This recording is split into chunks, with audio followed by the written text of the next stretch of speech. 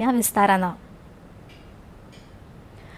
तिसऱ्या मुंबईसाठी 324 चौरस किलोमीटर क्षेत्राचा एकात्मिक बृहत आराखडा तयार केला जाणार असून या क्षेत्राच्या विकासाला आंतरराष्ट्रीय भागीदारीमुळे अधिक गती मिळेल असा विश्वास मुख्यमंत्री देवेंद्र फडणवीस यांनी व्यक्त केला।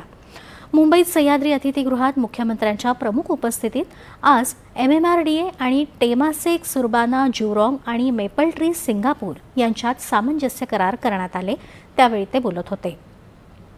मुंबई महानगर प्रदेशाच्या विकासातून 1.5 ट्रिलियन म्हणजेच 1.5 लाख कोटी डॉलरची अर्थव्यवस्था निर्माण करण्याची क्षमता असल्याचं नीती आयोगानं म्हटलं आहे, याचा उल्लेख मुख्यमंत्र्यांनी यावेळी केला।